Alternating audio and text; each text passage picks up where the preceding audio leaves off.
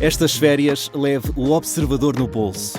Na praia, no campo ou entre viagens, acompanhe toda a atualidade sem limites.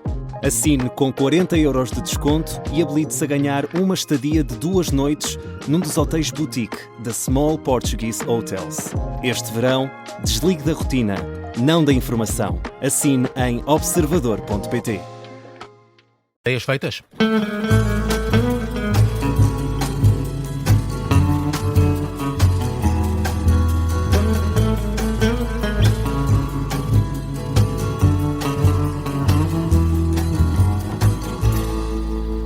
Recebemos o Alberto Gonçalves para mais uma edição do Ideias Feitas. Boa tarde, Alberto. Queres falar hoje sobre o atentado em Berlim contra uma manifestação LGBT? Olá, Miguel, boa tarde. Quero, sim senhor, no sábado, isto aconteceu no sábado à noite, uma carrinha avançou, a maioria das notícias refere uma carrinha que avançou contra a multidão no encerramento de uma marcha LGBT em Berlim. O ataque provocou dezenas de feridos, alguns em estado grave, provocou uma morte, pelo menos até a hora que eu vi, e o evento foi imediatamente cancelado. A carrinha tinha um condutor, porque não agiu de modo próprio, e o condutor, que podemos definir como o assassino, chamava-se Abdul Balut, era um alemão de origem libanesa, de 21 anos, e que tinha histórico de extremismo islâmico. Não foi uma coisa propriamente espontânea, ou uma revelação. Ele já tinha sido, no ano passado, tinha sido preso no próprio Líbano por tentar juntar-se ao Estado Islâmico, e já em maio deste ano, portanto há 2 meses, tinha sido condenado na Alemanha por fazer propaganda do Estado Islâmico, do ISIS, e por preparar ou por mostrar a intenção de cometer atos violentos, mas cumpria pena em liberdade condicional, pois, pelos vistos, a liberdade condicional é a melhor maneira de impedir um potencial terrorista de perpetrar as atividades ligadas ao ofício do terrorismo. O caso foi assumido, nem sempre é, mas neste caso já foi assumido pelas autoridades alemãs como um atentado terrorista de matriz islâmica. E é interessante notar o pretexto da marcha LGBT em questão, que assinalava o Christopher Street Day. A Christopher Street é uma rua em Greenwich Village, em Manhattan, e em junho de 1969 havia lá o bar Stonewall, e foi lá que aconteceu a revolta de Stonewall, em que a polícia invadiu o bar, os homossexuais que frequentavam esse bar revoltaram-se e reagiram à polícia, e esse evento é lembrado, 57 anos depois, é lembrado em várias cidades do Ocidente, através destas marchas. Agora, em Berlim, a marcha também lembrou esse Christopher Street Day, mas tinha reivindicações mais específicas, mais adaptadas à atualidade, ou supostamente adaptadas, incluíam exigir maior proteção das autoridades contra a crescente violência anti-queer, estou aqui a citar, e o discurso de ódio, tanto na rua como online.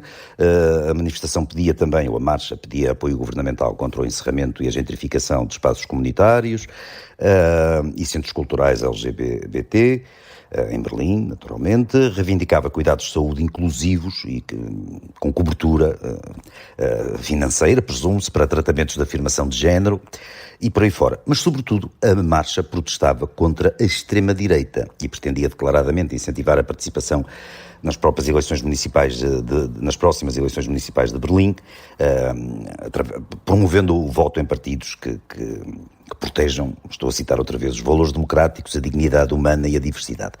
O mais interessante disto tudo é que, hoje em dia, os protestos LGBT acontecem sempre contra o tipo de cultura que não ameaça particularmente os respectivos direitos e nunca contra as culturas que colocam claramente e flagrantemente esses direitos em risco. E mais do que colocar esses direitos em risco, esse tipo de culturas constituem um perigo físico para os próprios homossexuais. Quer dizer, por mais que uma pessoa procure, não se encontra uma manifestação LGBT que denuncie explicitamente o Islão.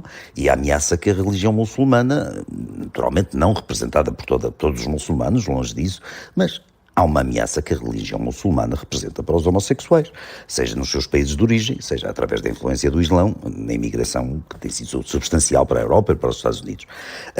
E pelo contrário, é frequente ver ativistas LGBT criticarem os críticos do Islão. E é igualmente frequente, ainda por cima, ver ativistas LGBT a defenderem sociedades onde as pessoas LGBT são discriminadas, são perseguidas, são torturadas, são mortas. Eu podia citar o exemplo de Gaza, mas o exemplo de Gaza, que é particularmente grotesco e é quase cómico, só não é cómico porque isto é trágico, não é? Mas esse exemplo não esgota os lugares em que a homossexualidade é formal e social e legalmente tratada como uma blasfémia, punida com os piores castigos.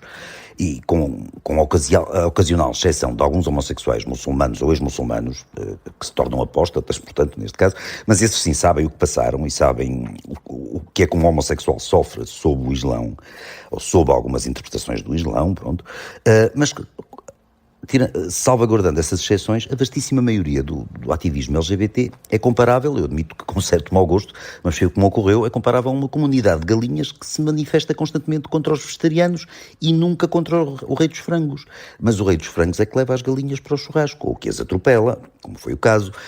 E em suma, só mesmo para terminar, Miguel, quer dizer, o ativismo LGBT não tem sobre o Islão a opinião que o Islão tem sobre o ativismo LGBT. E por isso não parece, também por isso, não só, mas não me parece que o ativismo LGBT seja muito positivo para as pessoas LGBT. Está feito Ideias Feitas de hoje. Até amanhã, Alberto. Até amanhã, Miguel.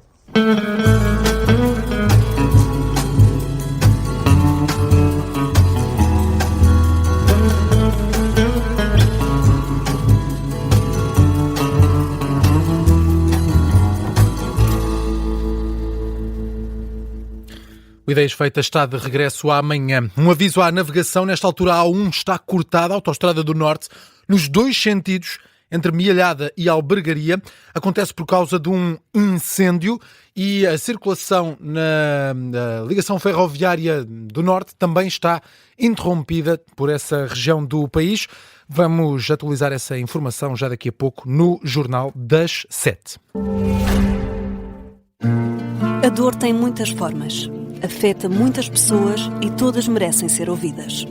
Na segunda temporada do Projeto Dor, continuamos a dar voz a quem vive, estuda e procura aliviar a dor crónica. Saiba mais em observador.pt.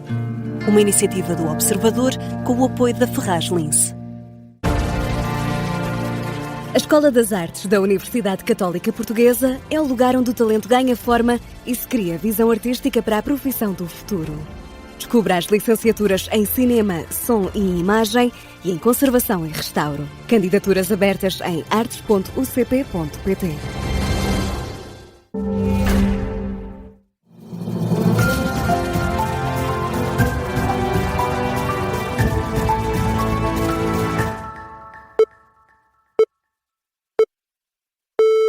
(6h59) está com a Rádio